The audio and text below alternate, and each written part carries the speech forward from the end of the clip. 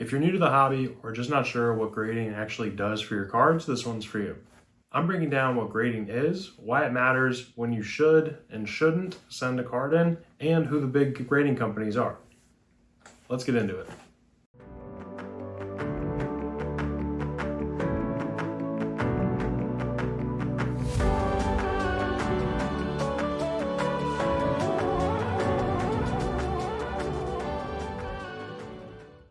Grading is when you send your card to a third-party company and they evaluate the condition, corners, surface, centering, and edges, then they give it a grade, usually from 1 to 10.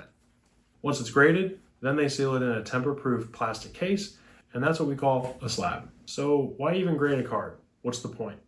Well, for starters, you get protection. Once it's slabbed, your card is safe. You're not scratching corners or messing up surfaces when you go to show it, and it also ensures that it's no longer exposed to the outside elements. Authentication. This is huge for stuff like autos, short prints, and higher-end rookies. A grader puts this stamp on it to confirm that it's ultimately legit. Then there's market trust. Now, let me show you something. These two are Kyler Murray Prism rookies. Same card, same everything, but one is a PSA 9 and the other is a PSA 10. And the difference in value, it's a lot. It's a bump from a 9 to a 10 can make or break what you end up getting for it. In the hobby, people throw the word mint around all the time, but each person is going to have a slightly different tolerance and opinion for what mint truly means. And grading gives us a standard across the board.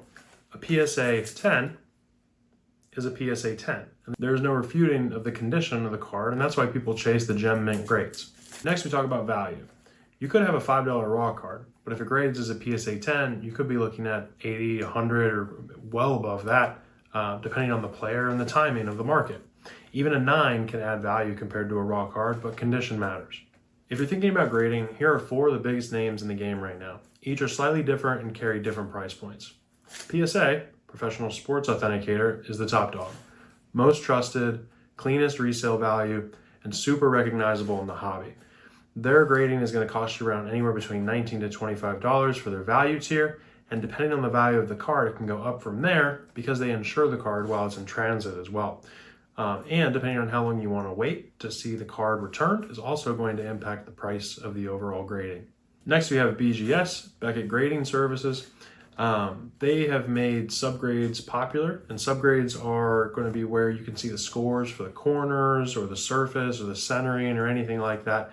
It gives you a much better detailed approach to the grade that they ultimately put on the card. Their grades are solid and heavy. They're going to cost you anywhere from $22 to $30 depending on the card.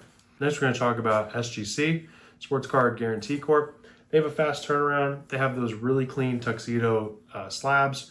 They have the black inner frame with the white label. Solid choice for vintage or quick flips. They're going to cost you anywhere between $15 to $20.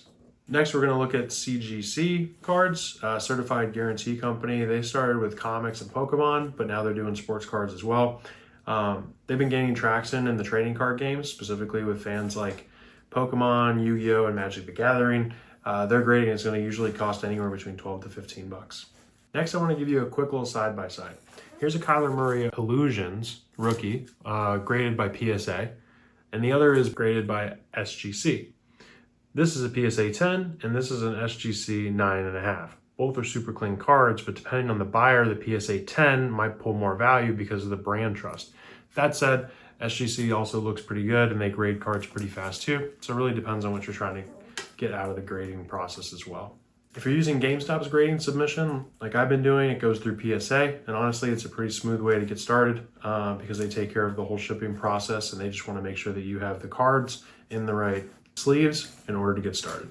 Next, I want to take a look at when not to grade cards, because let's face it, not every card should be graded. If the card's dinged up, off-center, or simply the PSA 10 comps barely break even on the grading fee, you're better off just selling it raw or keeping it for your personal collection.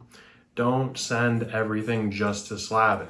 Think it through, run the comps, check the condition. All right, that's the breakdown on grading, what it is, why it's important, and how it actually impacts the value. If you've got a card you've been debating, should you grade this or not, drop it in the comments and I'll check out the comps and just give you a second opinion. If you want to see some real examples on how grading can change card values, check out my other video called Grade or Pass. as I go through a stack of cards, run live comps to see what they're actually worth and if it really makes sense to submit them for grading. For more grading breakdowns, PSA returns, card reviews, hit subscribe, stick around. This is Zone of Cards.